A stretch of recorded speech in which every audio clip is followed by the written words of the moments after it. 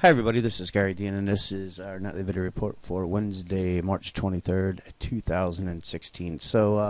We actually saw a little bit of selling today that followed through some really slight losses yesterday, but in any case, today we definitely saw some selling hit. There's still some decisions that have to be made if the bulls are going to continue to try to push it higher. They're going to have to do it as soon as tomorrow, and I'll show you why. But the first thing I want to go over is the breadth charts because, as I said, they update a little bit later on. So these are from yesterday.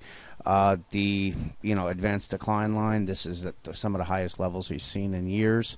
But yet you can see the S&P is nowhere near the previous highs, and it's very, very extended. And whenever we've seen these, a bare minimum we've seen is a 100-point drop on it. Sometimes we've seen more, but what it's telling us is that even though the price has not reacted to the downside except for really today, it doesn't make the long side safe. It's thin ice.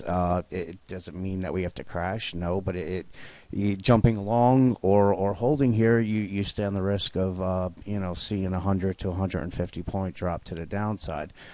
Taking a look at the put call ratio, again, pretty nice bearish divergences where you can see the puts are now turning. The calls are now turning into puts as the S&P has been heading higher. That's another warning sign.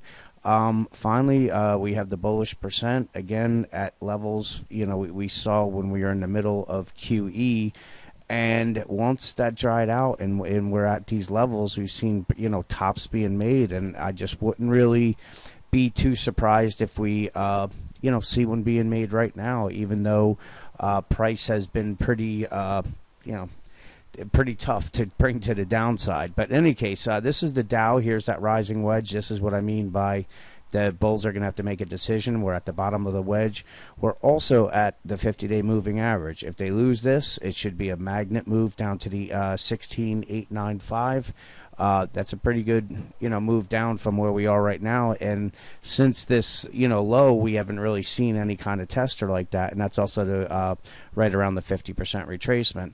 Going on to I'm going to go here. The daily chart, again, I showed you price and time. This is pretty much perfect. This is the end result after that. Bearish divergences, very overbought. 60-minute chart, bearish divergences, rising wedge. We are at the 50-day moving average, so if they're going to hold it, it would be right here tomorrow. If not, we're going to see a quick drop down to the 208 and then eventually down to the 1972. And on the 15-minute chart here, again, bearish divergences. We do have a little bit of bullish divergence, and we are right at the 200-day moving average as well as the support line. If they lose that, that's where we're going to see a reaction move down to the 2024 and then the 2008. So if the bulls are going to try to continue things, they're going to have to try to push it up as early as tomorrow because we are at some important support lines as well as moving averages. And I think if they lose it, then we're going to see that reaction trade I've been talking about to the downside.